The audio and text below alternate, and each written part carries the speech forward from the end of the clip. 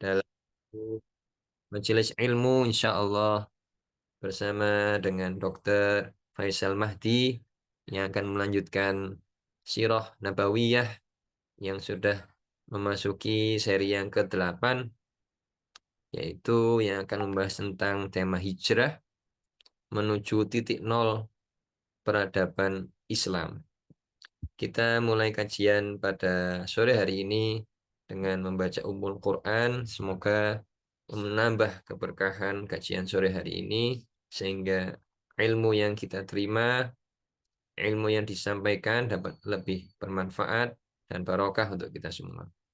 Ala hadiniyah as-salihah al-fatihah. A'udzu billahi minasyaitonir rajim.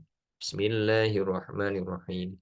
Alhamdulillahi rabbil alamin arrahmanir rahim maliki yaumiddin. Iyyaka na'budu wa iyyaka nasta'in. Ihdinas siratal mustaqim siratal ladzina an'amta 'alaihim ghairil maghdubi 'alaihim waladdallin. Rabbighfirli wa liwalidayya wa lil mu'minina amin. Selanjutnya kami persilahkan kepada Al-Ustadz Dr. Faisal Mahdi untuk memberikan kajian pada sore hari ini. Tafadhol, Ustadz.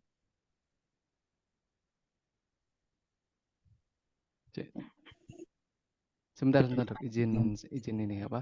Nyalakan charger. Iya, baik, Ustadz.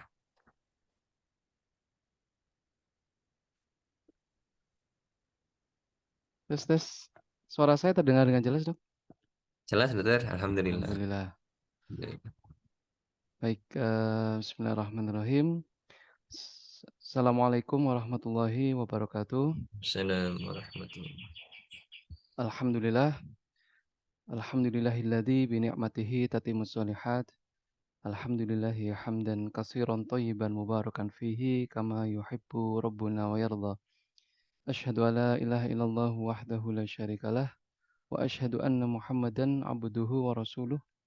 Allahumma shalli wa sallim wa barik ala nabiyyina Muhammadin sallallahu alaihi wasallam wa ala alihi wa ashabihi wa man tabi'ahum bi ihsanin ila yaumiddin.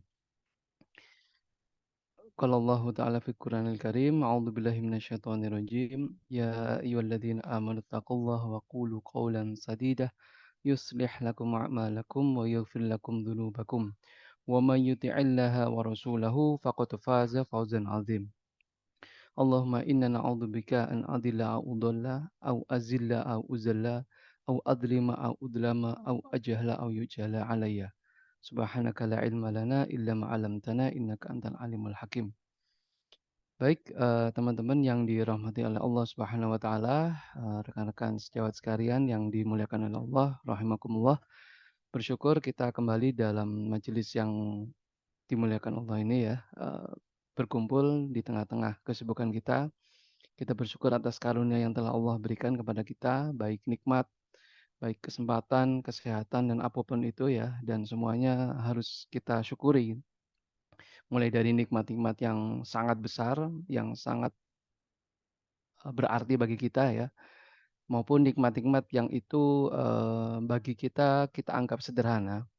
Padahal barangkali ternyata nggak sesederhana yang kita bayangkan nikmat itu. Syekhul Islam Ibnu Taimiyah pernah memberikan nasihat bahwa berharganya sebuah nikmat itu baru kita bisa rasakan ketika kita terlepas dari nikmat itu. Kita sudah kehilangan nikmat itu, baru kita kadang-kadang merasa, wah ternyata nikmat ini ternyata cukup berarti bagi saya. Dan itu kadangkala lupa kita untuk syukuri. Dan mudah-mudahan Allah menjadikan kita hamba-hambanya yang pandai bersyukur ya. Dan dengan bersyukur ini Allah menggaransi untuk bisa menambah nikmat-nikmat yang lainnya.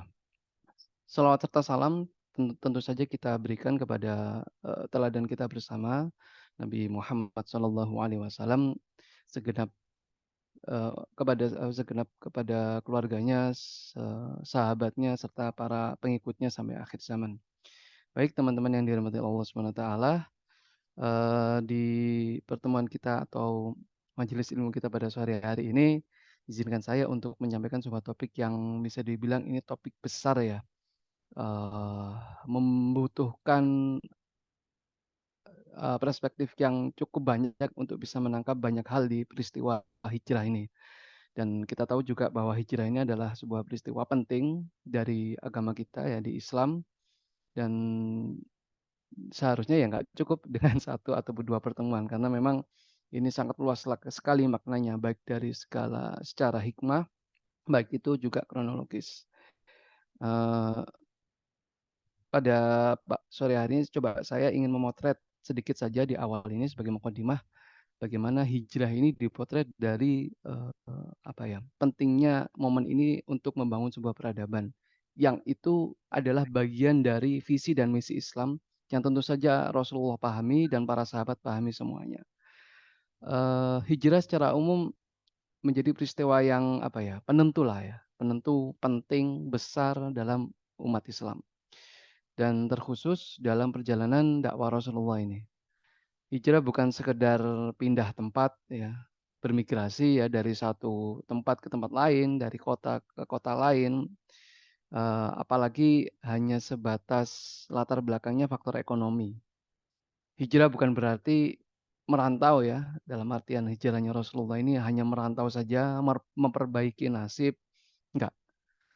Untuk sekedar hidup lebih enak, Rasulullah sebenarnya nggak perlu hijrah. Sahabat itu tidak perlu pindah ke Madinah kalau ingin hidup enak, hidup mewah gitu ya, enggak. Justru banyak sahabat hijrah dari Mekkah ke Madinah itu justru kehilangan hartanya, justru kehilangan materi-materi yang sangat besar karena rata-rata mereka semua pedagang ya. Mereka tinggalkan semuanya di Mekah.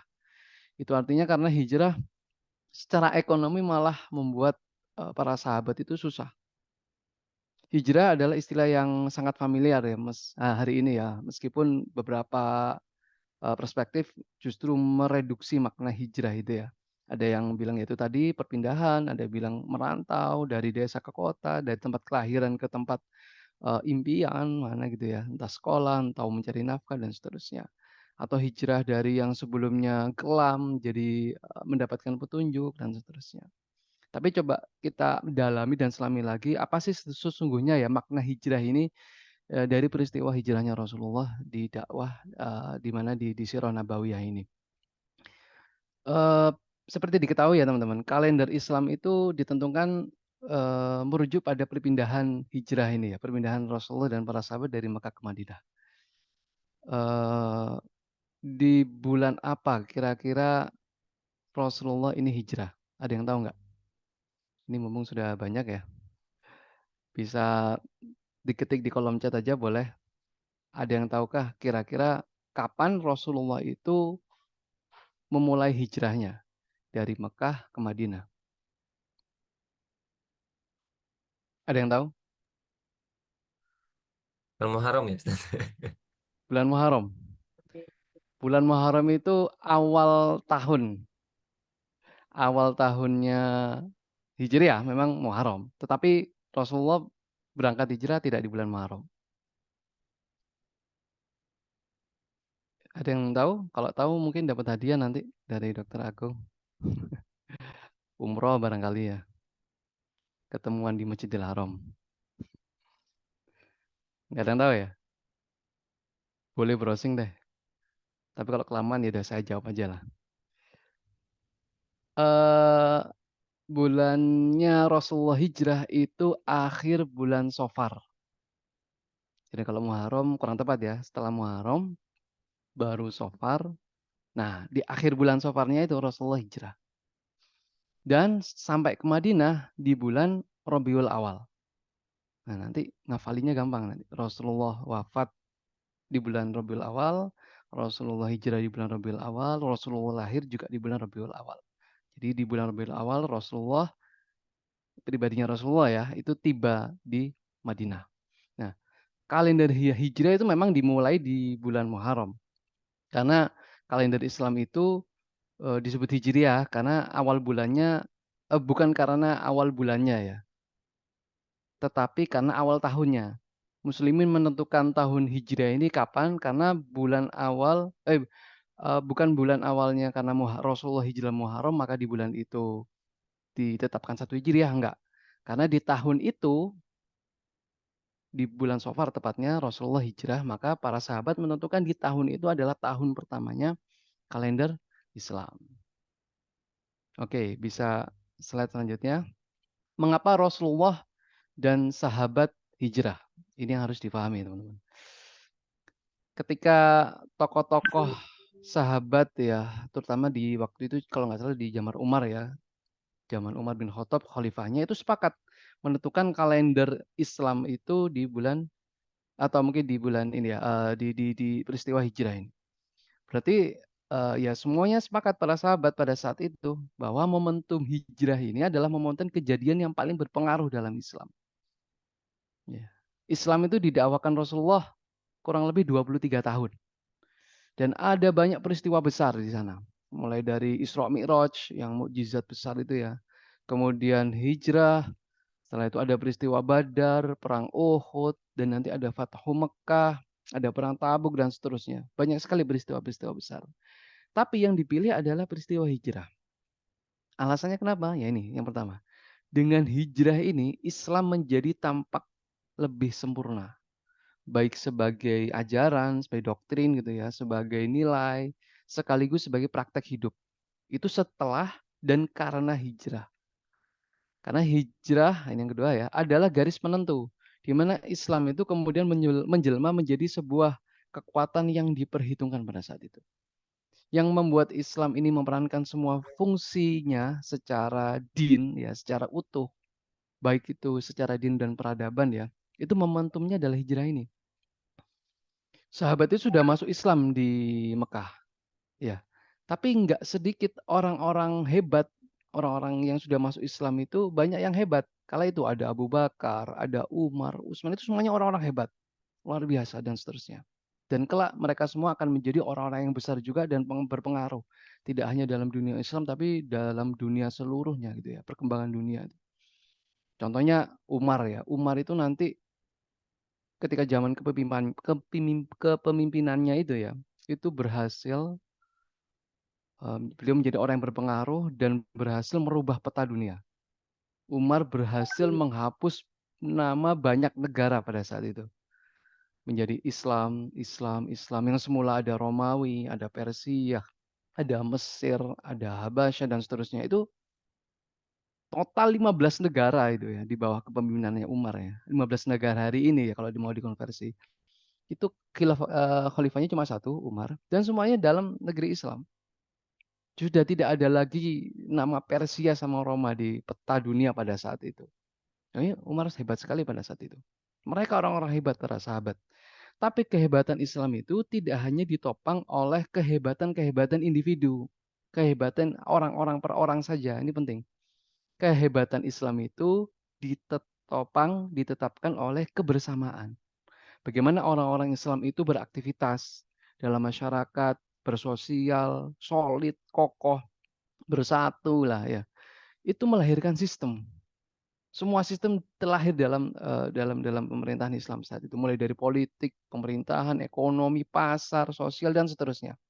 Dan inilah yang kemudian ditakuti oleh dunia pada saat itu. Ini yang kemudian mewujudkan wajah asli Islam. Wajah asli Islamnya itu seperti itu. Jadi Islam dibaca, ini yang selanjutnya ya, sebagai kekuatan berjamaah, bertransformasi sebagai kekuatan berjamaah.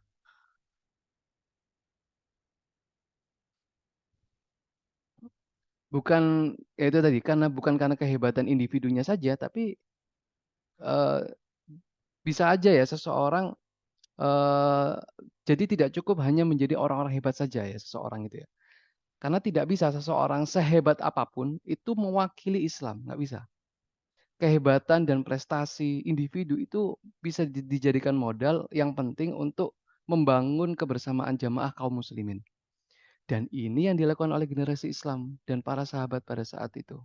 Tabiin, tabiut tabiin. Mereka berhasil mentransformasi ya kehebatan-kehebatan individu itu menjadi kekuatan berjamaah. Dan yang mengubah kekuatan individu itu dari kekuatan berjamaah adalah hijrah. Sebelum hijrah, sehebat apapun Umar itu nggak bisa menghasilkan apa-apa di Mekah. Nggak ada, nggak apa-apa. Karyanya Umar di Mekah apa? Nggak ada. Namun ketika hijrah, Orang-orang yang hebat ini ya, ternyata berperan besar. Nggak hanya dalam kapasitas pribadinya saja ya, tapi juga kehebatan jamaah itu tadi. Dan ini PR besar kita hari ini sebagai umat muslim ya, umat Islam lah. Kesuksesan pribadi kita, kita banyak sekali orang-orang Islam hebat secara individu ya, berprestasi, apalagi ketika di luar negeri bersaing dengan orang-orang luar, hebat, luar biasa. Itu patut kita apresiasi, patut kita apa namanya ya, banggakan juga. Tetapi ya itu tadi, kita masih belum bisa bertransformasi secara utuh dalam bingkai jamaah itu belum bisa. Padahal ini esensi dari Islam. Inti dari hijrah itu ini di sini sebenarnya. Nah, Rasulullah membangun sistem sosial ya, hingga militer, kemudian tadi itu ya pasar, ekonomi itu setelah hijrah, pertahanan dan militer. Contoh ya, saya kasih contoh. Di Mekah, Rasulullah itu dan kaum muslimin tidak bisa membangun pasar. Padahal pasar ini ya, diatur dalam syariat Islam kan. Namun ketika di Madinah, itu sebenarnya sudah ada pasar di situ, ada kurang lebih berapa ya, 7 pasar ya kalau tidak salah ya, 7 pasar di Madinah sebelum Rasulullah hijrah itu sudah ada, dan yang terbesar itu adalah pasar Bani Qainuqa miliknya Yahudi, Yahudi Bani Qainuqa. Nah, Rasulullah tiba di Madinah itu nggak bawa modal uang, ya jelas lah kita sudah tahu kisahnya ya, ditinggal semuanya di Mekah. Tapi Rasulullah membawa modal SDM. Wah ini yang penting. Membawa muhajirin. Keahlian muhajirin itu berdagang. Dan ditambah sudah digembleng oleh Rasulullah selama 13 tahun ya di Mekah. Diajari nilai-nilai Islam, value-value Islam seperti apa. Itu sudah selesai. 13 tahun di Mekah. Ketika hijrah, ini apa namanya baru mempraktekannya. Kemudian Rasulullah di Madinah itu membangun pasar. Nah, baru bisa membangun pasar itu di Madinah. Meski beliau sudah berkuasa ya, kan Rasulullah jadi pemimpin di Madinah. Beliau nggak menyuruh kaum muslimin itu memboikot pasarnya Yahudi, enggak. Tapi bersaing secara gentle ya, bersaing secara fair. Silahkan, tetap terbuka. Kami muslimin membangun pasar dan memajukannya. Enggak melarang juga untuk kaum muslimin berdagang di sana, enggak. Tapi sebaliknya juga, silakan orang luar berdagang di pasar muslimin juga boleh. Kita bersaing dengan fair. Lahirlah yang namanya pasar Manakhoh. Ini cerita aja ya, pasar Manakho namanya. Kalau teman-teman sudah pernah umroh, letaknya pasar Manakho itu masih ada hari ini, luar biasa. Masih ada hari ini. Itu pasarnya berupa tenda-tenda. Kalau di Masjid Nabawi itu ngadep ke selatan ya, berarti di sayap kanannya kemudian ke belakang. Jadi mana kanan itu berarti? Barat ya. Barat laut berarti ya. Sebelah barat, kemudian ke belakang, ya, keluar pagar, agak agak keluar ya, di belakangnya hotel-hotel itu ada pasar Manakho, masih ada sampai sekarang. Itu tanahnya wakafnya Rasulullah. Itu pasarnya Muslimin pertama kali dibangun.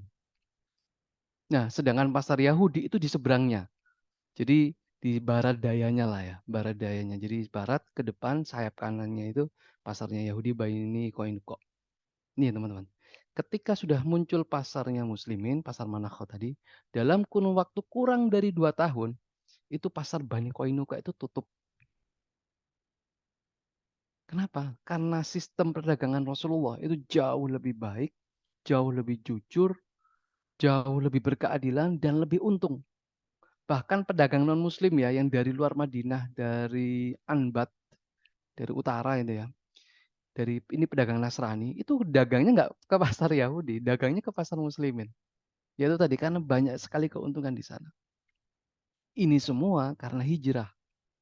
Nah, dengan hijrah, kaum muslimin bisa menjalankan Islam ini secara utuh. Nggak hanya kapasitas pribadi aja itu tadi yang saya katakan ya. Dan bisa dipraktekkan sampai berdampak sosial yang luas. Jadi Islam itu baru bisa kelihatan wibawanya itu ketika dihidupkan secara berjamaah. Rasulullah berhasil menjadikan Madinah ya, mentransformasi Madinah ini sebagai ajang praktikum kehidupan muslimin dalam berjamaah. Ketika Rasulullah hadir, mungkin bisa selanjutnya. Ketika Rasulullah hadir di Madinah, itu Madinah itu hanya sebatas kota kecil yang nggak diperhitungkan. Iya, Dibandingkan dengan Mekah apalagi. Mekah jauh lebih besar, jauh lebih exciting gitu ya. Semua menjadi pusat rujukan seluruh kota-kota di Jazirah Arab. Madinah hanya kota transit aja. Kecil kekuatannya dibandingkan dengan kota-kota lain. Secara ekonomi mungkin Madinah bisa hidup karena ada kebun di sana. Di Madinah ada kebun. Kalau di Mekah kan nggak ada kebun. Kebun kurma ya. Tapi Madinah hanya pasar transit aja gitu ya, bukan menjadi pasar rujukan. Jadi tidak begitu giat keekonomian di sana. Kota kecil. Dan tidak ada juga modal ekonomi yang kuat. Dibandingkan dengan kota Arab yang lain, jauh tidak unggul. Tapi lihat transformasi yang dilakukan oleh Rasulullah. Gambarannya seperti ini. Ini kita sekaligus ngelihat highlight ya. Di Madinah Rasulullah itu pencapaiannya seperti apa sampai beliau wafat. Ini kita coba sedikit kupas. Rasulullah itu hanya 10 tahun di Madinah, teman-teman. Rasulullah itu wafat di bulan Rabiul Awal tahun 11. Kemudian tadi hijrah nyampe ke Madinah itu Rabiul Awal pas 10 tahun. Ya enggak? Pas 10 tahun. Apa yang Rasulullah ubah selama 10 tahun itu? Di tahun 2 dan 3 Hijriah, Mekah tidak sanggup menyerang Madinah. Jadi di tahun 2 Hijriah itu ada peristiwa Badar, kemudian tahun 3 juga ada peristiwa Uhud, itu kan Madinah diserang ceritanya. Diserang oleh orang Quraisy Mekah. Itu mereka gagal karena Madinah terlalu kuat. Ingat dalam keterbatasan tadi ya. Kemudian hanya dalam waktu kurun 5 tahun, Rasulullah berhasil menjadikan Madinah sebagai kota yang kuat. Kenapa? Karena di tahun kelima itu ada pasukan Ahzab, pasukan aliansi yang itu mengepung dan menyerang Madinah. Ada Quraisy, ini pasukan gabungan ini. Ada Quraisy, ada Qotofan, ada Aslam dan seterusnya ya banyak beberapa kabilah plus ada Yahudi juga yang juga bersekongkol gitu di situ. Bani Quraidah kalau nggak salah. Oh iya, Bani Quraidah yang berkhianat dan Bani Nadir. Semuanya membentuk aliansi menyerang Madinah. Madinah itu nyaris ditelan. Sedangkan Rasulullah dan para sahabat di Madinah hanya punya kekuatan sekitar 2.000. 2.000 personil melawan 10.000 personil. Bayangkan, apa yang terjadi? Ya tadi, Madinah gagal ditaklukkan. Selama sebulan penuh ya. Selama sebulan penuh Madinah tidak bisa disentuh, tidak bisa diluluh lantakkan. Akhirnya mereka merasa rugi selama itu mengepung, akhirnya mereka bubar. Dan apa kata Rasulullah? Ini hanya dalam kurun waktu 5 tahun ya. Jadi satu periode kepemimpinan presiden kalau kita hari ini. Madinah sudah bisa selevel itu. Dan kata Rasulullah, saat ini ya, selama ini kita diserang gitu ya. Di tahun kelima ini saatnya kita yang mendatangi mereka. Karena apa? Karena tidak ada lagi kekuatan di Arab ini yang bisa sanggup untuk datang dan menyerang Madinah. Wah, luar biasa ini. Hanya waktu 5 tahun aja. Kemudian tahun ke-6 Rasulullah berhasil menjinakkan musuh bebuyutannya yaitu Quraisy. Udah berhasil dijinakkan ya dengan perjanjian Hudaibiyah. Quraisy sudah gencatan senjata pada saat itu. Rasulullah mau umroh kan itu umroh kodok ya. Rasulullah mau umroh ke Mekah berani kan ya sudah nggak ada kekuatan lagi Quraisy. Berani umroh tapi di sana masih dicegat nggak boleh. Tapi nggak berani memerangi karena sudah habis kekuatannya. Akhirnya perjanjian damai, gencatan senjata, Mekah dan Madinah tidak ada peperangan. Nah berarti kan sudah bisa diredam.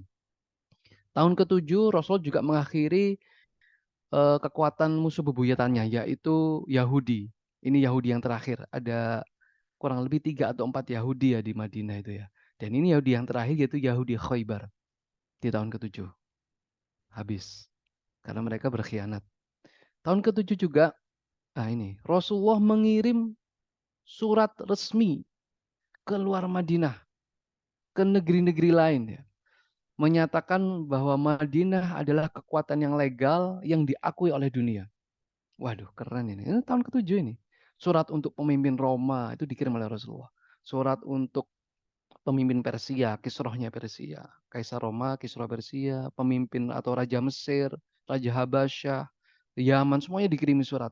Bahrain dan seterusnya. Aku adalah utusan Allah, itu bunyi suratnya. Aku pemimpin dan aku mengajak kalian semua masuk Islam. Contohnya ini yang Saya angkat coba contohnya surat ke Romawi. Ila Hirakal Azim.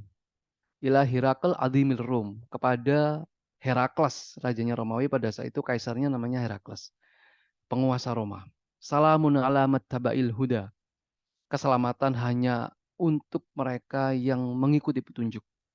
Min Muhammad Abdullah wa Rasulih. Bunyi suratnya kayak gini. Dari Muhammad, hamba Allah dan utusannya. Aslim taslam. Masuklah Islam, maka engkau akan selamat. Lah, luar biasa ini. Ini suratnya Rasulullah dari Madinah ke Roma. Roma itu ibarat negara adidaya sekarang. Jadi wali kota Surabaya nulis surat ke Presiden Amerika Serikat. Lah, itu kan wibawanya sudah mulai muncul. Fa'ilam taf'al, bunyi surat lanjutannya ya.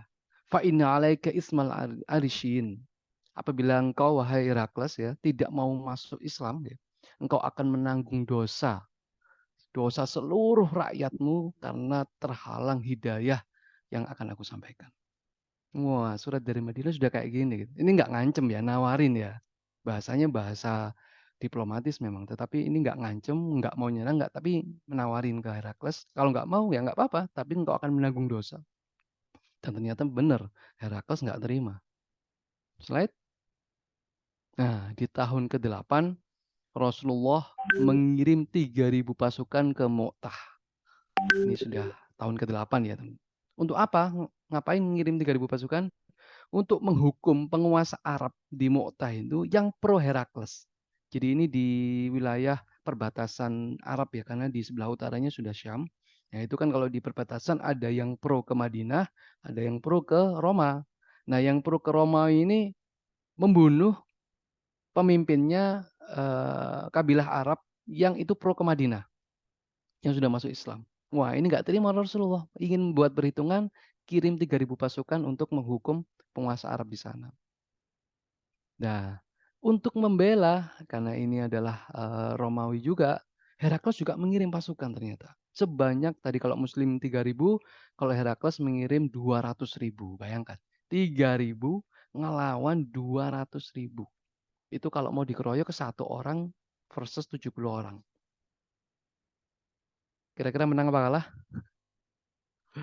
Menang apa kalah? Kalau ada yang sudah tahu kisahnya pasti tahu nih jawabannya. Meskipun Muslimin itu kehilangan 3 pemimpinnya ya, ada Zaid bin Harithah, ada Ja'far bin Abi Thalib, sepupunya Rasulullah. Kemudian yang ketiga adalah Abdullah bin Rawahah, semuanya syahid, pemimpinnya itu, pemimpin muslimin itu, yang 3.000 pasukan. Itu mereka berhasil menarik diri dari keroyokan Romawi tadi. Meninggalkan Medan dan kembali ke Madinah dengan selamat. Loh, kok melarikan diri? Kok nggak dilawan, kok malah melarikan diri? Nah, jangan salah. Justru ini adalah sebuah prestasi. Nggak mungkin perang kayak apa 3.000 melawan 200.000. Ya ibarat kata jangan apa ya, jangan konyol gitu lah. Ini strategi, ini yang berhasil berjasa adalah pengganti panglimanya saat itu Khalid bin Walid. Itu luar biasa strateginya. Dengan menyelamatkan diri ini ya teman-teman. Dari gempuran 200.000 pasukan itu sudah prestasi. Prestasi hebat. Bayangkan, 3.000 pasukan Indonesia ya, tidak kalah dengan 200.000 pasukan Amerika. Wah itu kan kalau jadi berita heboh kan ya. 3.000 nggak kalah ngelawan 200.000 pasukan elit. Heboh negara. Dunia pasti heboh, geger itu. Madinah sudah di level ini. Di tahun yang ke-8 itu artinya Madinah ini sudah bersentuhan dengan negeri adidaya. Persentuhan pertama dengan negeri adidaya Roma. Hanya kurun waktu selama 8 tahun peristiwa Mu'tah. Di tahun ke-9 di tahun ke-9 Herakles marah, nggak terima karena sudah menjadi headline gitu ya di dunia pada saat itu bahwa pasukan Roma eh, kurang ini ya, kredibilitasnya tidak diakui lagi karena masa lawan 3.000 kalah. Akhirnya di tahun ke-9 Herakles ingin menyerang Madinah. Dari Syam dia menghimpun pasukan kalau nggak salah 70 ribuan ya pasukan ke Tabuk. Nah, di Tabuk ini pasukan Herakles nunggu. Nunggu apa? Nunggu musim panas berakhir. Ketika sudah musim panas berakhir, mereka akan berjalan atau mungkin menuju Madinah untuk menyerang Madinah. Rasulullah di Madinah nggak tinggal diam. Rasulullah nggak mau jadi bulan-bulanan Kaisar Romawi Herakles ini nggak mau. Apa yang dilakukan oleh Rasulullah? Kalau Herakles itu ditabuk nunggu musim panas berakhir ya. Tapi kalau Rasulullah nggak. Rasulullah bilang kepada kaum muslimin pada saat itu, wahai kaum muslimin, berkumpullah kita songsong Herakles ini ditabuk. Itu artinya Madinah sama Tabuk itu 700 kiloan ya. Itu artinya kita akan terjang musim panas ini. Kita akan jalan ke Tabuk menjemput Herakles. Waduh, Romawi itu ya yang sudah pasukannya terkenal elit yang terkenal di dunia. Apalagi Romawi itu habis menang perang kan. Melawan Persia itu habis menang perang sebenarnya Romawi. Sudah di atas, sudah overconfident kan. Tapi Rasulullah enggak. Yuk kita datangi Herakles.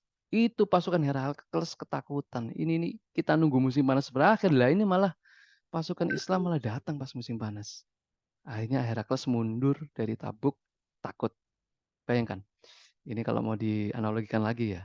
Pasukan Amerika Serikat ketakutan melawan pasukan Indonesia. Lagi-lagi heboh dunia pada saat itu. Luar biasa. Dunia guncang. Perpolitikan geopolitik saat itu hampir berubah gitu ya. Nanti berubahnya pada saat zamannya Umar. Itu Rasulullah di Madinah baru tahun ke-9. Tahun ke-8 tadi ya, 3.000 ngelawan 200.000. Tahun ke-9 Herakles ketakutan mundur. Tahun ke-10, nah ini terakhir di akhir hayatnya Rasulullah SAW, di hari-hari akhirnya beliau sempat memberangkatkan pasukan muslimin untuk ke Romawi, tapi bukan Rasulullah lagi yang mimpin. Seorang anak muda usia 17 tahun pada saat itu bernama Usama bin Zaid. Usama bin Zaid. Ini pemimpinnya. Itu artinya apa ya? Udah untuk menghadapi Herakles, nggak usah aku lah. Cukup anak muda ini aja. Herakles itu bintang 5. Kaisar. Oleh Rasulullah dikirim pasukan yang ini masih bahasa kita sekarang masih bocil itu 17 tahun. Wah ini kalau jadi berita lagi ini. Luar biasa. Rasulullah benar-benar bisa membuat opini gitu ya. Sejak di Mekah sebenarnya kan kayak gitu. Jago sekali Rasul itu membuat opini. Dan ternyata juga di Madinah seperti itu. 10 tahun Rasulullah wafat, jelas Madinah menjadi kekuatan yang sudah diperhitungkan. Sudah berpengaruh saat itu. Oke, ini mungkin kekuatan militer ya. Contoh-contoh di apa namanya bab tentang kemiliteran. Tapi kekuatan kemiliteran ini kan sebenarnya adalah simbol. Salah satu simbol dari kekuatan dari pemerintahan, kekuatan negara keseluruhan. Pastinya ada kekuatan-kekuatan yang lain di Madinah saat itu yang sudah kokoh kan, kekuatan ekonomi, SDM, apalagi pendidikan. Wah, ini jangan ditanya kalau pendidikan, luar biasa keilmuan pada saat itu. Itu luar biasa. Wajah Islam menjelma menjadi kekuatan dalam kerangka itu tadi berjamaah. Dan semua itu ya teman-teman terjadi setelah hijrah.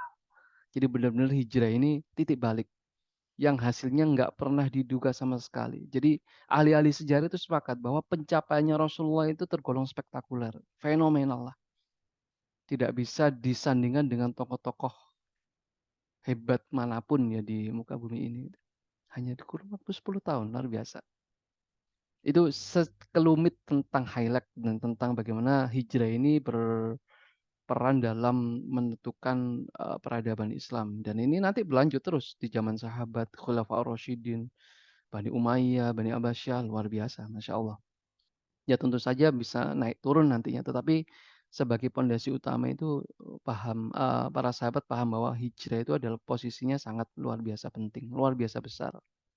Oke, kita sekarang masuk ke kronologis hijrah. Nah, ini kita mulai masuk ke kisah perkisah dan peristiwanya. Bisa slide selanjutnya? Baik, teman-teman yang dirahmati Allah Subhanahu wa taala, sejawat rahimakumullah. Hijrah ini terjadi ya sebagai konsekuensi dari Baiat Aqobah. Ini tentang topik bab ini ya, Baiat Aqobah ini eh, tidak kita kupas dengan detail ya, karena ini juga panjang nantinya kalau Baiat Aqobah ini kan setelah Terakhir di episode sebelumnya kan kita membahas tentang tahun kesedihan, itu setelahnya itu baru sebenarnya tentang Baiat Aqobah. Rasulullah itu menawarkan Islam ke kabilah-kabilah lain di luar Mekah dan ternyata hanya Madinah yang menerima. Kenapa kok menawarkan Islam ke kabilah di luar Mekah? Itu tadi, Mekah itu dinilai sudah nggak layak lagi sebagai wadah atau pusat aktivitas Islam ya. Perkembangan Islam itu sudah mentok di Mekah. Dakwah Islam itu sudah berhenti lah di Mekah, sudah nggak bisa berkembang lagi. Bahkan sejak Rasulullah keluar dari pemboikotan, itu kan elit-elit Quraisy sudah sangat sangat ini ya, sangat apa ya, sudah nggak pandang bulu lagi, bahkan sampai ancaman kematian nanti kan, ya. Ancaman pembunuhan. Maka sudah tidak memungkinkan ya untuk menampung ide, gagasan Islam yang secara utuh tadi itu nggak bisa. Makanya Rasulullah nyari alternatif basis dakwah Islam ya pada saat itu. Makanya pertama kali ditawari adalah Taif. Ini sudah kita kupas episode sebelumnya, kejadian di Taif, tapi ternyata kan Taif menolak. Hanya menawarkan kabilah-kabilah yang lain di musim haji itu kan berdatangan di tahun 11 Hijriah, 11 Kenabian ya, mohon maaf. Di tahun 11 Kenabian itu ditawarkan semua kabilah-kabilah pada saat musim haji, tentu saja dengan smooth ya. Kalau terang-terangan nanti akan dibuat perhitungan oleh orang-orang Quraisy. Menghasilkan 6 orang Madinah yang itu menerima Islam. Dan luar biasanya keenam orang ini adalah anak-anak muda. Wah ini keren ini. Sebenarnya keren juga nih kalau bait Aqobah ini kita kupas ya. Tapi waktunya juga nggak nutut nanti. Di tahun ke-11 ada 6 orang Madinah yang masuk Islam. Mereka berbaiat. Belum berbaiat ya. Baru hanya masuk Islam saja. Kemudian di tahun selanjutnya tahun ke-12, jadi 6 ini balik ke Madinah, 6 orang ini ngajak teman-temannya, ternyata balik ada 12 orang. Itu masuk Islam di musim haji juga ketemu Rasulullah dan langsung berbaiat. Dikenal dengan baiat Aqobah yang pertama di tahun ke-12. Singkat cerita di tahun ke-13 mereka kembali lagi, lebih banyak lagi ada 70-an orang masuk Islam, kemudian berbaiat Aqobah yang kedua. Nah, di tahun 13 kenabian ini, setelah itu beberapa bulan kemudian baru sahabat dan Rasulullah hijrah. Nah, ada kurun waktu dari 11 sampai ke 13 itu 2 tahun. Rasulullah itu harus menyiapkan Madinah untuk bisa ready gitu ya, untuk ditampung menjadi aktivitas pusat dakwah. Jadi Rasulullah menggarap Madinah terlebih dahulu sebenarnya sebelum hijrah. Jadi menyiapkan tempatnya dulu, menyiapkan mahjarnya dulu. Makanya kan ada beberapa instrumen nanti ketika Rasulullah menggarap Madinah. Ada Nuqobah di situ kalau nggak salah ya. Nuqobah itu adalah perwakilan keluarga yang itu kalau bisa sudah masuk Islam dan bisa menjelaskan Islam di keluarga-keluarganya. Kemudian ada peran Mus'ab bin Umair. Ini nama yang sangat familiar ya. Duta Islam yang pertama ya, yaitu Mus'ab bin Umair sebagai guru ngaji nih sebenarnya Mus'ab bin Umair. Sebagai guru ngaji tapi memiliki tujuan politik luar biasa. Oke, slide selanjutnya barulah ada beberapa panduan dari Allah Subhanahu wa taala. Sebenarnya ya kalau ayat-ayat tentang hijrah ini sudah turun sebelum peristiwa hijrah. Sudah turun sebelum peristiwa hijrah. Sebagai apa ya Kak, semacam pembekalan lah ya, pembekalan konsep, kerangka berpikir kepada Rasul dan para sahabat bahwa someday ya, suatu hari nanti kalian akan hijrah gitu ya. Tapi masih belum definitif hijrahnya kemana. Contohnya ini sedikit kita kupas di Az-Zumar ayat 10. Ayat hijrah di Al-Quran itu banyak banget. Ini saya kutip cuma 3 atau 4 saja ya. Di Az-Zumar ayat 10, "Qul ya ibadalladzina amanu taqu rabbakum lilladzina ahsanu fi hadhihi dunya hasanah. Wadallahu wasi'ah. Innama yuwaffas sabirun ajrahum bighairi hisab." Katakanlah wahai Muhammad, hai hamba-hambaku yang beriman, bertakwalah kepada Tuhanmu. Orang-orang yang berbuat baik di dunia ini itu akan memperoleh kebaikan, memperoleh pahala. Dan bumi Allah itu luas. Sesungguhnya hanya orang-orang yang bersabarlah yang akan mendapatkan pahala mereka tanpa batas. Ini sudah clear, jelas. Bahwa Yang dapat pahala kebaikan itu adalah yang mereka istiqomah dalam kebaikan. Dan di sini diterangkan tidak definitif berbuat kebaikannya itu harus di mana, enggak. Maka apabila di suatu tempat itu kita sudah tidak ideal lagi berbuat kebaikan, kita tidak bisa istiqomah lagi berbuat kebaikan di tempat itu, apa? Allah bilang wardallahu wasi'ah. Bumi Allah itu luas. Misalnya meskipun ini ya, meskipun tempat itu adalah kita anggap adalah tempat yang terbaik. Contohnya mungkin tempat kelahiran atau di kota gitu ya, di perantauan dan seterusnya ya. Tapi di sana ketika kita sudah tidak bisa optimal lagi berbuat baik, yaitu tadi wa'adallahu wasi'an, bumi Allah itu luas.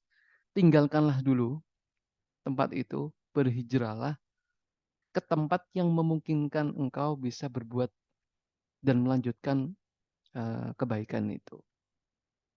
Mekah itu kurang baik apanya ya, pusat kota. Kekayaan ada para sahabat di sana. Tapi kan ya itu tadi nggak bisa jalanin syariat Islam secara utuh. Syariat Islam itu nggak bisa berjalan secara optimal. Ya udah, mundurlah selangkah gitu. Geser dikit lah. Tapi kan nanti kamu akan kembali lagi kan, 8 tahun lagi kan kembali lagi di peristiwa Fathu Mekah nanti. Jadi esensinya di sini adalah berbuat kebaikan. Istiqomahnya itu. Dan itu bisa dikerjakan dimanapun. Tapi ya itu tadi ya ini, yang agak berat ini ya. Memang butuh kesabaran ekstra. Kalau sudah hijrah itu ya udah resep mujarabnya adalah sabar. Karena semuanya mulai dari titik nol gitu ya. Semuanya kembali terbatas, bahkan minus. Sabar, harus disabari. Rasulullah itu hijrah ke Madinah itu nggak malah enak ya, nggak malah santai, nggak boro-boro santai. Justru super sibuk di Madinah Rasulullah, nggak bisa santai.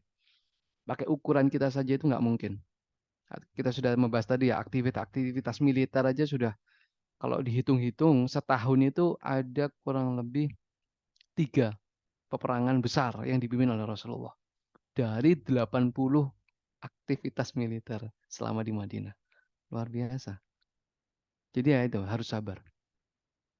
Harus sabar. Sahabat itu ya teman-teman baru bisa merasakan kenyang di Madinah kalau kita belum tahu ya. Sahabat itu baru bisa merasakan kenyang di Madinah itu tahun ke-7 ketika Yahudi di Khaybar itu sudah berhasil ditundukkan. Sebelumnya lapar. Sahabat itu mungkin nyaris lupa dengan rasanya kenyang itu gimana mungkin nyaris lupa. Itu testimoni dari anaknya Umar ya. Abdullah bin Umar radhiyallahu anhu. Ibnu Umar itu ya, testimoni kita itu tidak pernah ya, perut kita itu nggak pernah merasakan kenyang sebelum Khaybar itu ditundukkan. Itu di tahun 7 Hijriah. Jadi selama 6 sampai 7 tahun sahabat itu kelaparan. Di tengah padatnya kegiatan ini kan nggak bisa dinalar lah aktivitas Rasulullah dan para sahabat pada saat itu. Dan itu tadi ganjarannya adalah pahala sabar yang tanpa batas. Jadi sabar itu nggak terbatas ya seharusnya. Jadi cukup salah ya kalau ada anggapan bahwa sabar itu ada batasnya. Enggak. Sabar itu tanpa batas. Yang ada batasnya itu adalah pendekatan kita dalam menyelesaikan masalah itu yang ada batasnya. Itu harus ada batasnya. Misalnya kita punya plan A, mentok nggak bisa menyelesaikan masalah, ya ganti plan. Itu ada batasnya. Kita ganti plan B. Plan B nggak bisa, kita ganti cara yang lain, plan C. Tapi untuk sabar nggak ada batasnya. Itu yang menghiasi aktivitas kebaikan kita adalah kesabaran itu. Bisa slide selanjutnya. Di surat An-Nahl 41 dan 42. Orang-orang yang berhijrah karena Allah sesudah mereka dianiaya atau dizalimi, pasti kami akan memberikan tempat yang baik kepada mereka di dunia. Nah ini ada janji Allah di situ. Pasti ada tempat yang lebih baik. Pahala di akhirat adalah lebih besar dari kebaikan yang kau kira ya. Kalau mereka mengetahui. Yaitu orang-orang yang sabar dan hanya bertawakal kepada Tuhan mereka. Ya, lagi-lagi sabar. Resepnya hijrah itu sabar. Kelihatannya enak gitu ya, dapat kebaikan, dapat rezeki, lebih enak. Kelihatannya enak banget, tapi kenyataannya enggak. Karena definisi baik itu tidak hanya diukur dari materi saja, dari uang saja, dari apa ya, ya materi enggak. Kebaikan itu justru kalau bisa adalah sesuatu yang bisa menjaga keimanan kita itu tadi. bisa memungkinkan kita menjalankan kebaikan, menjalankan Islam itu secara leluasa, secara ya yang semestinya, secara lengkap. Untuk fasilitas dan materi ya nanti bisa bertahap berkembang. Itu pasti itu nanti akan nyusul itu tahap apa namanya pencapaian dunia itu pasti nyusul. Sabar lah, sabar dikit, sabar, tawakal dan seterusnya. Oke, selanjutnya yang terakhir adalah An-Nisa ayat 100. Barang siapa yang berhijrah di jalan Allah, niscaya mereka mendapati bumi ini luas. Oh, mohon maaf, maka bumi ini tempat hijrah yang luas dan rezeki yang banyak. Nah, oke, slide selanjutnya sama ya. Nah, selain ada wahyu dari Allah Subhanahu wa taala lewat Al-Qur'an ya, juga ada Rasulullah SAW mendapatkan wahyu dari mimpinya dan nanti jadi hadis ya. Seperti yang di depan ini hadis riwayat Bukhari, aku telah ditujukan negeri tempat hijrah kalian, yaitu kawasan yang memiliki kebun kurma terletak di antara dua tanah berbatu, maka berhijrahlah siapa saja yang berhijrah. Di hadis ini sudah ada isyarat di mana apa namanya akan berhijrah tapi belum definitif karena tempat yang seperti ini ya berkurma terletak di antara dua tanah berbatu itu banyak di Arab. Ada Madinah, ada Khaybar juga tadi ya. Ada saya lupa yang satunya Fadak kalau nggak salah atau Taimah ya. Belum definitif tapi kemana. Nah nanti slide selanjutnya baru sudah definitif yang direwatkan oleh Ibnu Sa'ad di Tabaqat Al-Kubronya, aku telah menerima kabar tentang tempat hijrah kalian. Dia adalah Yastrib. Siapa yang hendak pergi, maka hendaklah pergi ke sana. Yastrib ini adalah nama asli dari Madinah. Ketika Rasulullah sebelum hijrah namanya Yastrib, dikenal dengan Yastrib. Ketika Rasulullah hijrah sampai di Madinah, Rasulullah rubah namanya menjadi Madinah. Nah, hadis ini turun justru sebagai penguat sebenarnya, bukan sebagai petunjuk ulu saja, tapi justru sebagai penguat.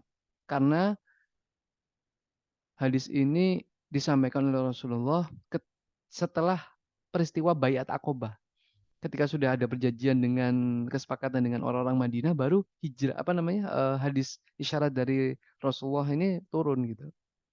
Jadi hanya menguatkan lah. Jadi jangan diartikan full wahyu itu, tapi tetap juga ada ikhtiar dari Rasulullah untuk merancang hijrah ini.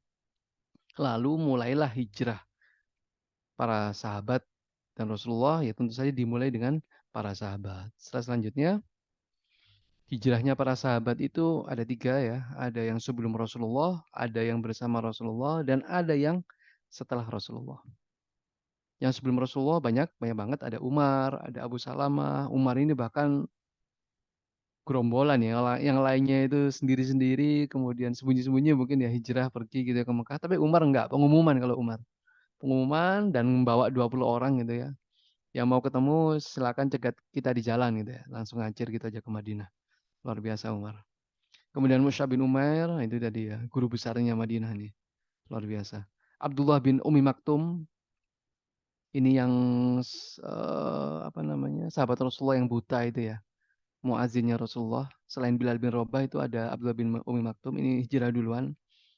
Ada Sa'ad bin Abi Waqqas, ada Ammar bin Yasir. Yang bersama Rasulullah, ini nanti sedikit kita bahas, ada Abu Bakar, Amir bin Fuhairah. Amir bin Fuhairah ini asistennya Abu Bakar ya, pembantunya. Ada Zubair bin Awam. Yang setelah Rasulullah itu ada banyak juga sebenarnya. Beberapanya ada Ali bin Abu Thalib dan ada keluarga Rasulullah SAW, istri-istri beliau ya. Istri beliau sudah nikah sebenarnya. Setelah Khadijah wafat itu nikah. Sudah nikah dengan Aisyah sama juga sudah nikah dengan Saudah. Dan juga anak-anaknya ya tentu saja, anak-anak yang lain. Ali bin Abi Thalib juga belakangan karena ada misi hijrah juga nanti salah satu strategi Rasulullah dan juga ini menarik. Ali bin Abi Thalib ini diamanai oleh Rasulullah untuk mengembalikan harta-harta kekayaan orang-orang Quraisy yang itu mayoritas musyrik ya. Itu yang nitipin ke Rasulullah. Ya, ini luar biasa. Ini fenomena menarik ini. Kenapa? Karena Rasulullah itu dimusuhi di Mekah. Banyak yang nggak suka sama aktivitas Rasulullah. Tapi ya lebih banyak lagi yang masih respect sama Rasulullah. Masih percaya sama Rasulullah. Karena al-aminnya itu yang luar biasa. Kita sudah paham ya, yang memusuhi Rasulullah cuma dikit benarnya di Mekah ya. Para elit-elitnya aja benarnya. Tapi kan masyarakat yang lainnya juga masih merasakan kebaikan dari Rasulullah. Makanya untuk menitipkan harta atau materi itu paling aman di mana? Ya di Rasulullah, di Muhammad. Nah, itu banyak yang masih ada di Rasulullah. Tapi karena Rasulullah hijrah, akhirnya minta tolong Ali untuk mengembalikan itu semua. Masya Allah. Oke, slide. Nah, kapan Rasulullah hijrah? Rasulullah hijrah itu setelah ada peristiwa makar dari Darun Nadwa. Apa itu Darun Nadwa? Jadi Darun Nadwa itu adalah kayak semacam rumah parlemen lah ya. Para elit-elit Quraisy. Bahasa sederhana analogi kita hari ini kayak semacam balai kota lah ya. Mirip balai kota, berkumpul di sana para tokoh-tokoh itu untuk membicarakan masalah-masalah yang itu menyangkut kepentingan satu kota, satu Mekah. Nah, ketika gelombang hijrah ini mulai tampak ya, itu membuat galau Quraisy ternyata. Karena akan merubah tatanan sosial yang itu akan mereka justru mereka khawatirkan. Artinya ya kan hijrahnya ke Madinah. Berarti Mekah ini mau nggak mau nanti akan berkonfrontasi dengan Madinah. Itu sebenarnya dihindari oleh orang-orang Quraisy. Kita perang lagi ntar ini nanti. Padahal ini perang adalah sesuatu yang dihindari karena kan mencangkut kredibilitas kota Mekah itu sendiri. Bisa perselisihan secara terbuka dan nanti memang kejadian. Hubungannya menjadi hubungan musuh dengan Madinah. Ini nggak bisa dihindari oleh orang-orang kafir Quraisy ininya apa namanya gelombang hijrah ini. Akhirnya mereka harus meredam ini gelombang hijrah ini harus diredam. Dan Quraisy ingin menyelesaikannya langsung ke akar masalahnya. Siapa? Ya Rasulullah, Rasulullah SAW. Mau nggak mau kita harus menyelesaikan biangnya, yaitu Muhammad, kata mereka. Dan gimana ini? Ya, akhirnya mereka mengadakan sidang. Sidang di Darun Nadwa, mereka berunding, tapi tidak mengundang Bani Hashim dan Bani Muthalib. Teman-teman kalau tahu ya kenapa Bani Hashim dan Bani Muthalib ini nggak diundang, karena dua keluarga ini adalah keluarga yang melindungi Rasulullah. Mereka yang pasti akan kontra dengan apapun keputusan di Darun Nadwa itu tadi. Oke, nah ini slide selanjutnya. Makar di Darun Nadwa ada di surat Al-Anfal ayat 30, teman-teman. Wa idh yamkuru bikal ladzina kafaru liyusbituk au yaqtuluk au yukhrijuk wa yamkuruna wa yamkurullah wallahu khairul makirin. Dan ingatlah ketika orang-orang kafir Quraisy itu merencanakan makar terhadapmu wahai Muhammad untuk menangkapmu, untuk membunuhmu atau untuk mengusirmu.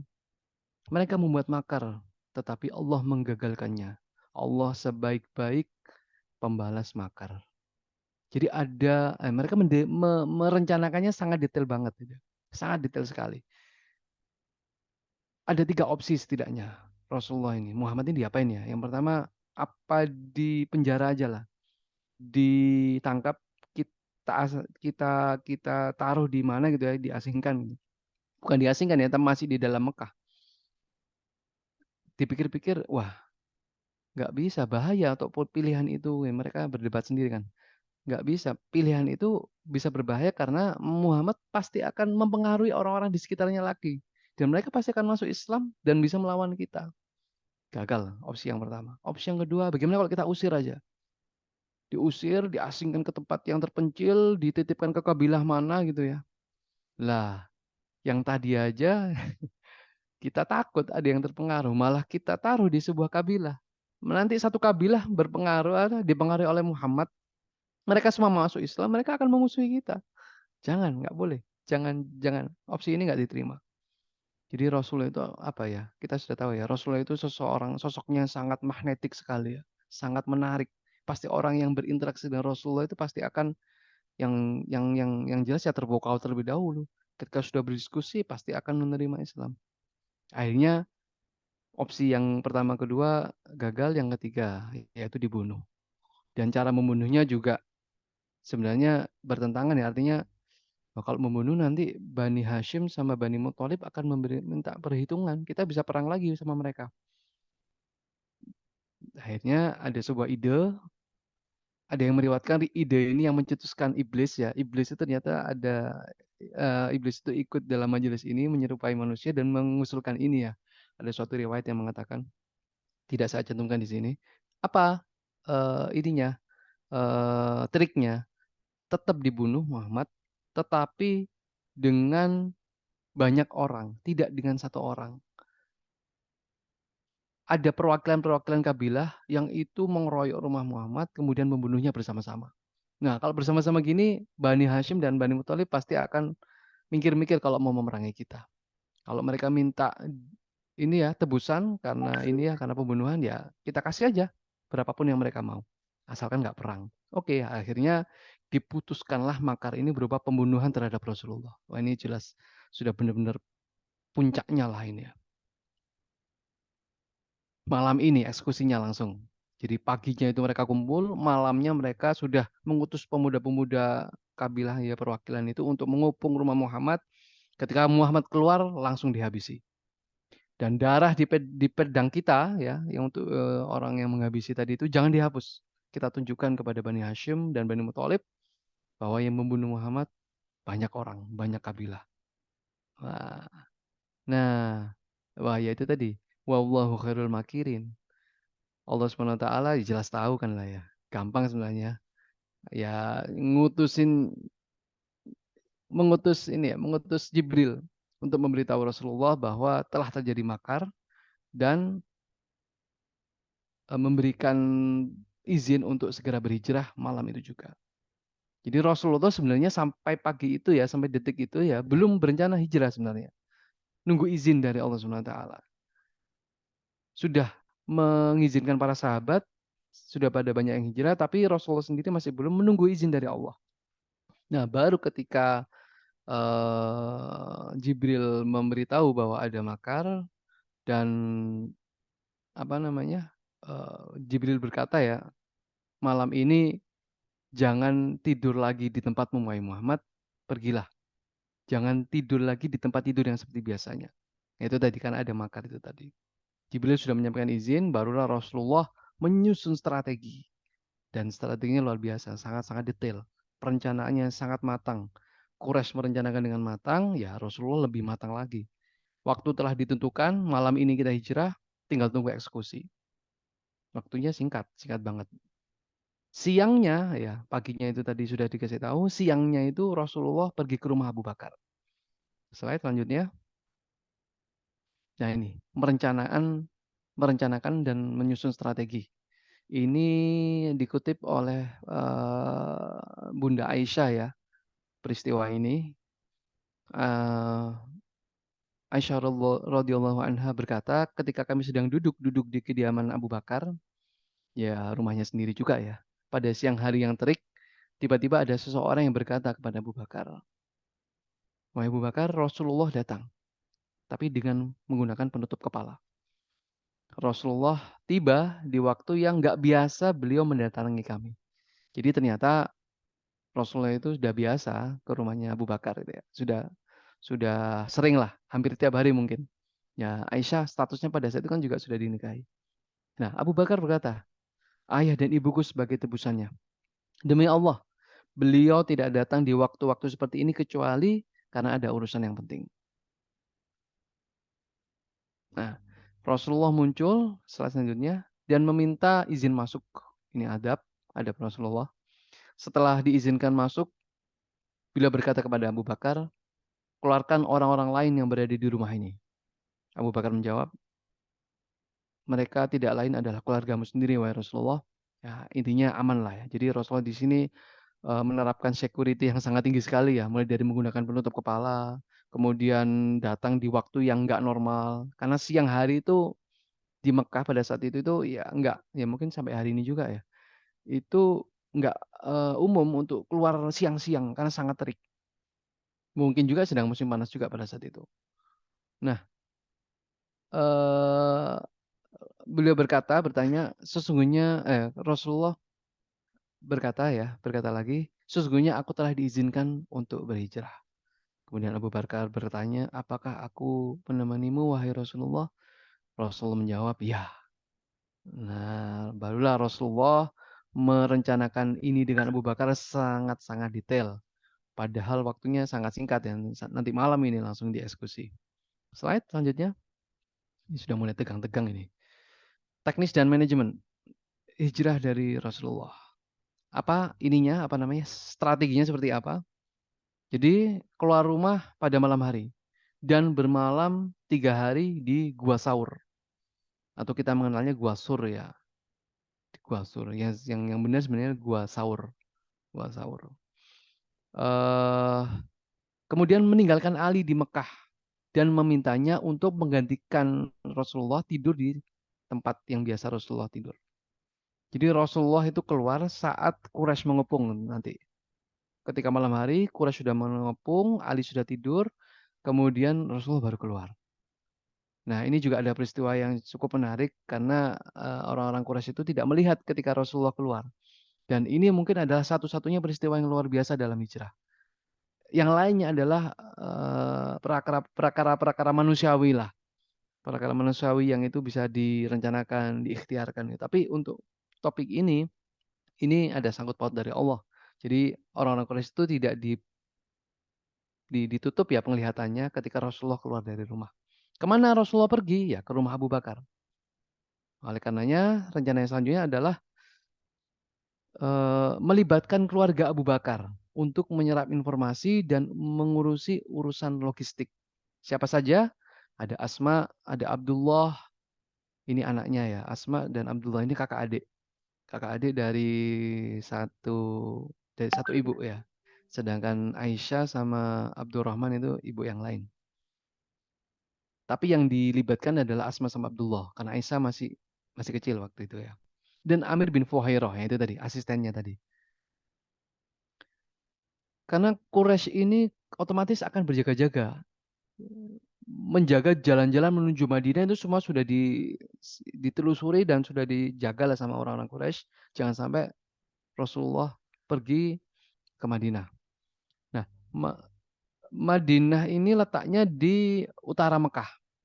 Sedangkan Gua Saur itu ada di selatannya Mekah. Jadi nanti Rasulullah nggak langsung ke utara, ke selatan dulu, baru nanti ke utara. Nah, orang-orang Quraisy sadar nanti kan selama ini mereka menjaga bagian utara, tapi yang selatan nggak dijaga. Akhirnya di hari kedua atau hari ketiga mereka langsung menyusur ke wilayah selatan, bahkan sampai ke Gua Saur sendiri. Orang-orang Quraisy itu ini nih peristiwa yang sangat menegangkan ketika orang-orang Quraisy itu nanti nyampe ke mulut guanya Gua Saur. Tapi lagi-lagi Allah selamatkan. Oke. eh Di Gua Saur ngapain selama bermalam-malam itu? Rasulullah di sana bermalam 2 sampai 3 malam, 3 malam lah ya yang pendapatnya kuat. Itu dalam rangka menyimpan atau menghimpun informasi. Rasulullah itu adalah orang yang sangat peka terhadap data ya, Rasulullah itu. Jadi bergerak itu menggunakan data, nggak langsung sporadis, harus ke sini keputusan ini enggak. Semuanya berbasis data dan datanya sangat kuat. Ketika di Gua Saur itu mengambil datanya dari mana? Ya dari keluarganya Abu Bakar tadi. Dari Abdullah sama Amir bin Mufuhairah, mereka menggembala kambing, menggembala domba ke selatan. Kan nggak ketahuan. Mereka kan cuma menggembala gitu kan, ya nggak dicurigai lah ya. Kemudian mendekati Gua Saur dan menyampaikan data di sana. Dan ini ada manajernya. Siapa manajernya? Asma. Nah, ini luar biasa. Asma yang mengatur itu semua, mengatur regulasinya, mengatur logistiknya juga. Ini ya, perempuan itu memang tidak apa ya bisa dilibatkan di posisi-posisi genting seperti ini. Asma buktinya. Nanti ada sedikit kemuliaan beliau di peristiwa hijrah ini ya. Ketika mendapati, oh ya lanjut yang tadi, ketika mendapati Ali bin Abi Thalib itu keluar di pagi hari ya, itu orang-orang Quraisy kebingungan. Lah, di mana Muhammad? Wah, Ali nggak tahu. Semalam aku tidur gitu ya. Pasti ke rumah Abu Bakar. Orang-orang Quraisy itu ke rumahnya Abu Bakar. Di rumah Abu Bakar diketuk pintunya, digedor. Yang keluar siapa? Asma. Ditanya, di mana bapakmu dan temannya itu? Oh, aku nggak tahu, kata Asma. Gitu Asma langsung dihajar sama Abu Jahal. apa ya, dihantam gitu kan ya, sampai diriwayatkan antingnya itu lepas. Nah, luar biasa ini. Padahal Asma itu sedang hamil tua loh teman-teman.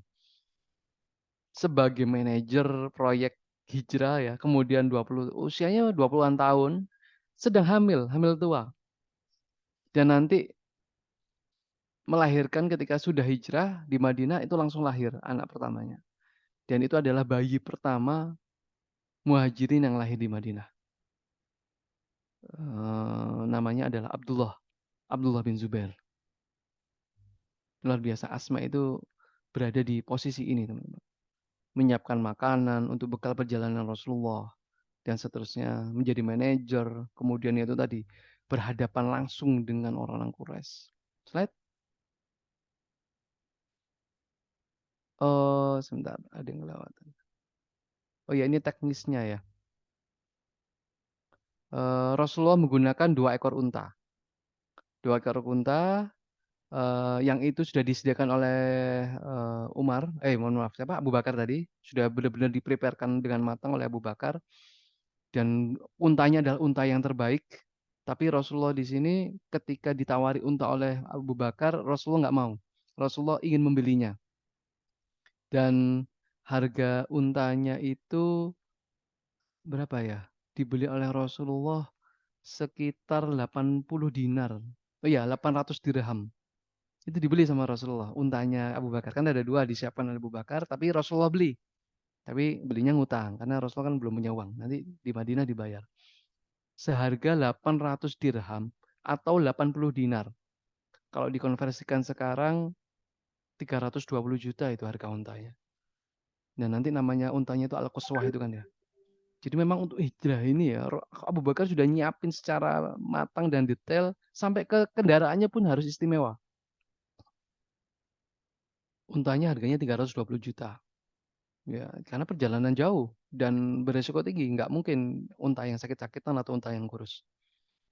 Kemudian yang kedua, Rasulullah menempuh jalan yang tidak biasa dilalui. Ini ya, ada petanya di samping. Kalau teman-teman memperhatikan, yang tebel itu ya adalah jalurnya Rasulullah. Jadi ke selatan dulu, yang bawah itu Mekah ya, yang atas Madinah. Jalur yang tipis itu jalur yang umum dilalui oleh orang-orang. Sedangkan Rasulullah dan Abu Bakar itu ke selatan terlebih dahulu di jalan yang tebal itu ya. Kemudian baru bergerak ke mana? Ke barat, baru ke arah utara. Dan tidak mengikuti jalur yang seperti biasanya. Makanya di situ ada menyewa jasa penunjuk jalan, yaitu Abdullah bin Uraikid. Menariknya, Abdullah bin Uraikid ini adalah musyrik, belum masuk Islam. Tapi Rasulullah tahu bahwa ini orangnya amanah.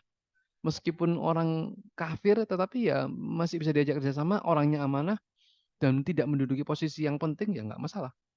Yang penting Rasulullah menjadi ininya ya, menjadi pemimpinnya kan nanti. Luar biasa. Oke, slide selanjutnya.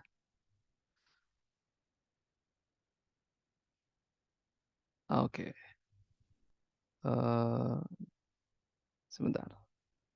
Waktunya tinggal berapa menit, Dok? Saya takutnya kebanyakan ngoceh ini sudah melewati ambang batas.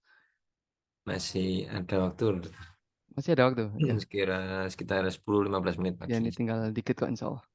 Hmm.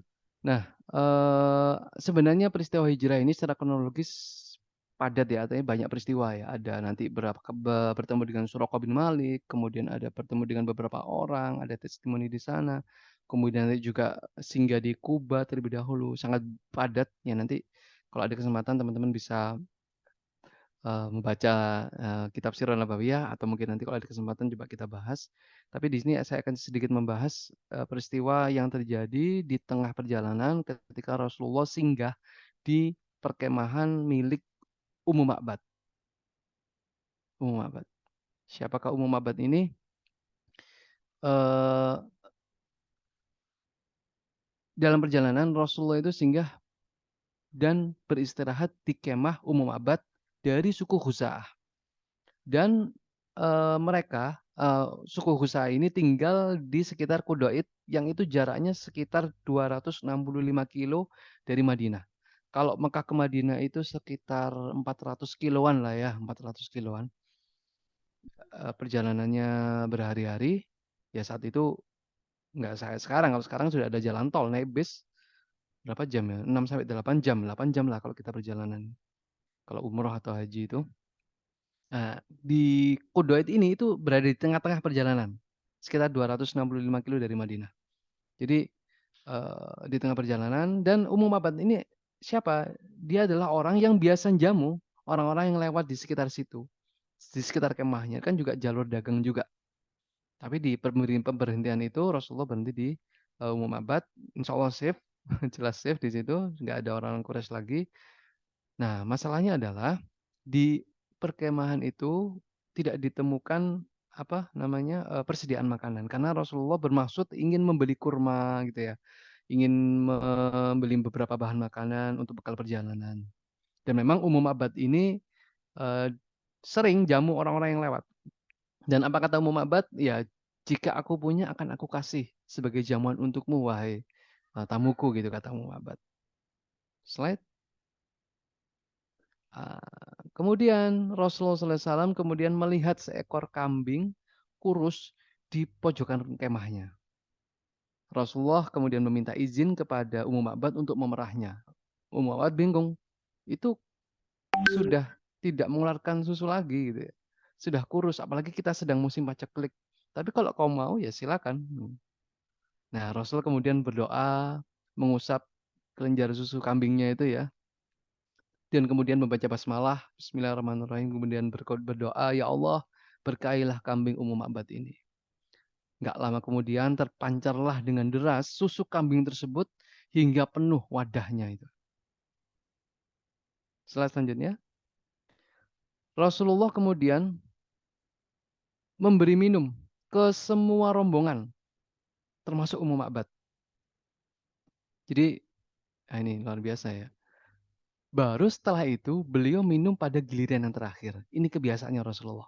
Rasulullah itu, kalau ada apa ya, makan bareng gitulah ya, atau mungkin melayani sahabat-sahabatnya. Rasul itu pasti adalah orang yang terakhir kali makan dan menikmati hidangan.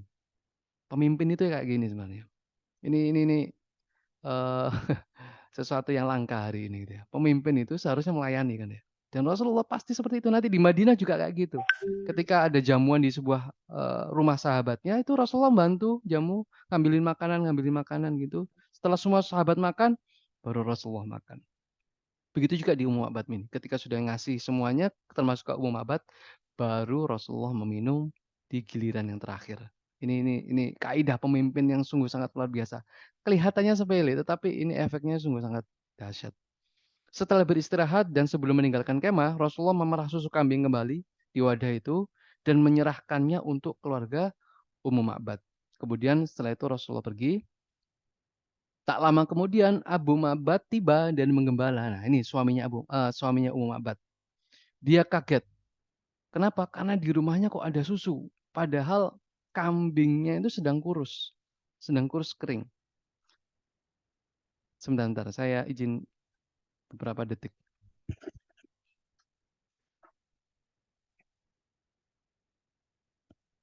Oke. Nah, Abu Ma'bad bertanya, siapa yang datang? Ada tamu kah yang membawa air susu ini? Enggak, ini susu dari kambing kita. Dilihat kambingnya, loh iya kok berubah. Awalnya kan kurus. Siapa yang datang? Nah, ini luar biasa. Ini mungkin beberapa slide terakhir ya, teman-teman.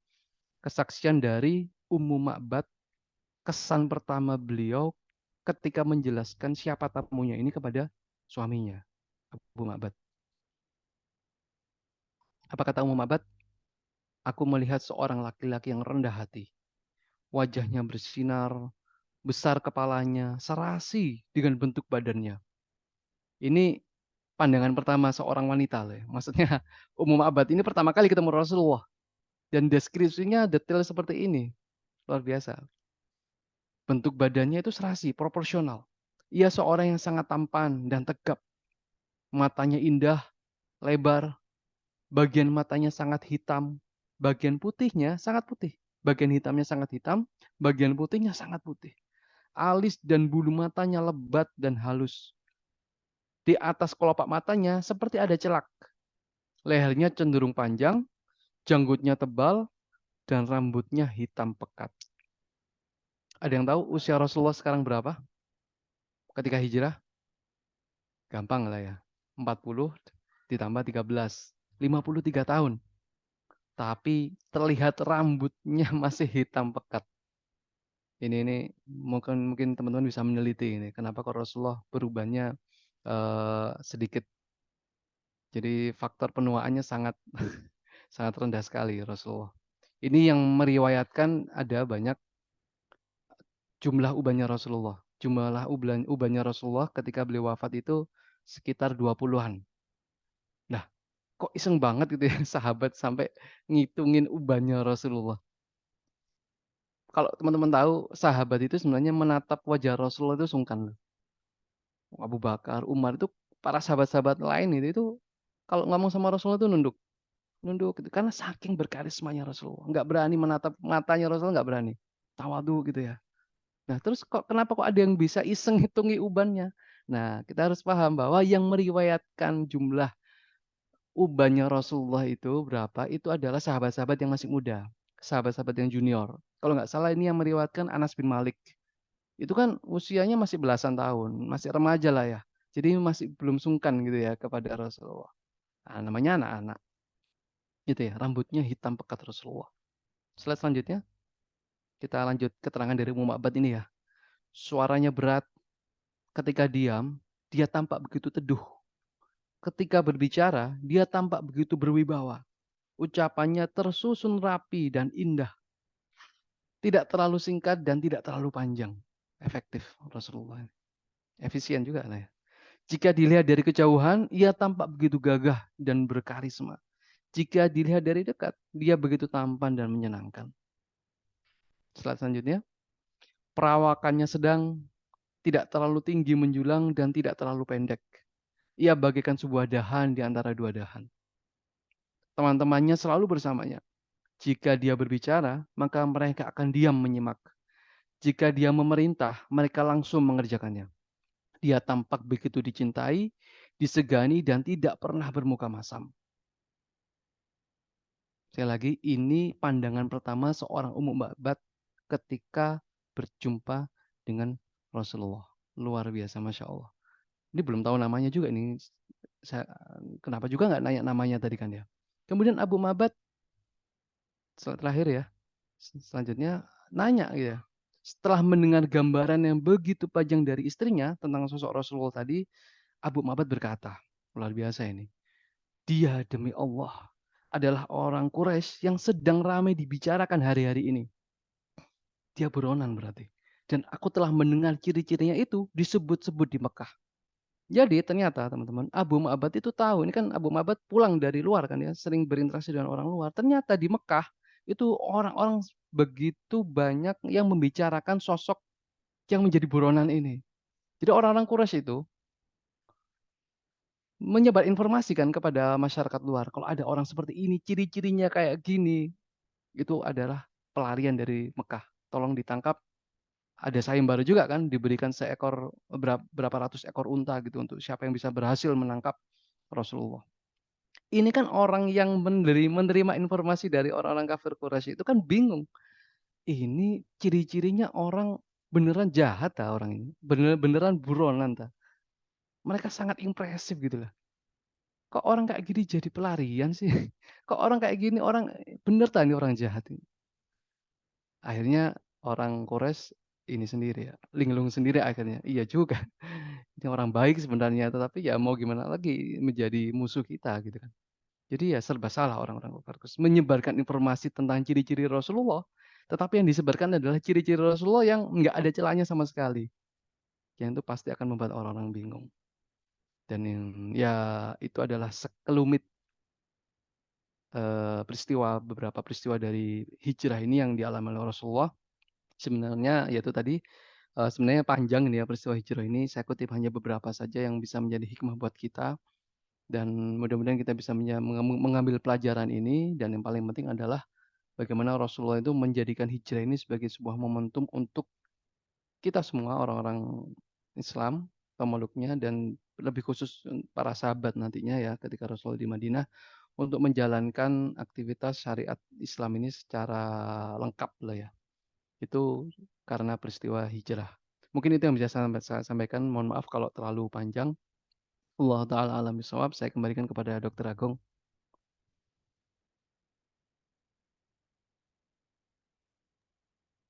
Terima kasih sangat Dr. Faisal Mahdi atas pemaparan mengenai perjalanan Rasulullah Muhammad Shallallahu Alaihi Wasallam dan para sahabat muhajirin yang berhijrah dari Makkah menuju ke Madinah. Alhamdulillah, kita lebih mengetahui bagaimana detail peristiwanya dan bagaimana sebuah hijrah ini menjadi satu momen yang menjadi ini tonggak pergerakan Islam dan uh, kemenangan Islam di kota Madinah khususnya.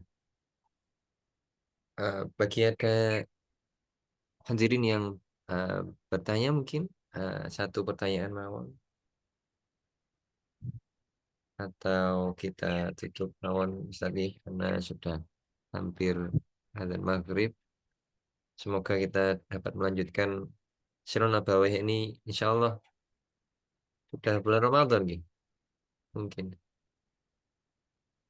Uh, 21 hari lagi, oh belum ya. 22 hari lagi. Insya Allah masih ada satu kesempatan di bulan Syaban gitu. Insya Allah. Kita akhiri dengan berdoa. Mohon untuk dipimpin berdoa Ustaz. Oke, baik. Mari kita tutup dengan berdoa. Kita awali dengan istighfar bersama-sama. Astagfirullahaladzim, astagfirullahaladzim, astagfirullahaladzim. Hamdan yu'afi ni'amahu yukafiyu mazidah. Ya Rabbana lakal hamdu kama yanbaghi li jalali wajhika wa 'azimi sultanik. Subhanaka la ilma lana illa ma 'allamtana innaka antal alimul hakim. Rabbana anfa'na bima 'allamtana wa 'allimna alladhina yanfa'una wa zidna ilman ya alim. Rabbi zidni ilman warzuqni fahm. Rabbana zidna ilman warzuqni fahm. Allahumma inna nas'aluka salamatan fid din wa afiatan fil jasad wa ziyadatan fil ilmi wa barakatan fil rizqi wa taubatan qabla al maut wa rahmatan 'indal maut wa maghfiratan ba'dal maut. Allahumma hawin alaina fi syakaratil maut wa najatan minan nar wal afa indal hisab. Allahumma inni as'aluka ilman nafi'an wa rizqan thayyiban wa amalan mutakabbalan. Allahumma inna na'udzubika min ilmin la yanfa' wa min qalbin la yakhsha' wa min nafsin la tashba' wa min da'watin la yastajabu laha. Rabbana hab lana min azwajina wa dhurriyyatina qurrata a'yun waj'alna lil muttaqina imama. Rabbana hab lana minas solihin, Rabbana hab lana minas solihin, Rabbana hab lana minas solihin, Rabbana hab lana minas solihin. Rabbi auzini an ashkura ni'mataka allati an'amta alayya wa ala walidayya wa an a'malan sholihan tardahu wa aslih li fi dhurriyyatina wa tub alaina innaka antat tawwabur rahim. Rabbana taqabbal minna innaka antas samiul alim wa tub alaina innaka antat tawwabur rahim. Rabbana atina fid dunya hasanah wa fil akhirati hasanah wa qina adzabannar. Subhana rabbika rabbil izzati amma yasifun wa salamun alal mursalin walhamdulillahi rabbil alamin. Jazakallah khair Ustaz Dr. Faisal atas kajian yang diberikan. Semoga menjadi ilmu yang bermanfaat di dunia maupun di akhirat kelak. Insya Allah, moga-moga kita dapat bertemu dengan Rasulullah Muhammad Amin Allah. SAW dan para sahabatnya, para sahabat muhajirin yang berhijrah, dan para sahabat Ansor yang menerima sahabat-sahabat muhajirin di kota Madinah. Insya Allah. Kita akhiri kajian sore hari ini dengan bacaan hamdalah, alhamdulillah, dan doa kafan majelis. Allahumma Bismillahirrahmanirrahim. bihamdika asyhadu Allah, an la ilaha alhamdulillah, asyhadu an la ilaha illa anta, astaghfiruka wa atubu ilaik. Moga-moga kita selalu diberikan kesehatan dan umur yang panjang, keberkahan di bulan Sya'ban ini, sehingga kita dapat menjumpai bulan Ramadan pada tahun ini dengan kondisi yang lebih baik dan dapat meningkatkan iman dan takwa kita kepada Allah Subhanahu wa taala dan Betul. kecintaan kita pada Rasulullah Muhammad sallallahu alaihi wasallam. Terima kasih dan mohon maaf. Ihdinas siratal mustaqim. Wassalamualaikum warahmatullahi wabarakatuh. Waalaikumsalam warahmatullahi taala wabarakatuh. Perlu sangat, Iya, Ustaz. sama-sama.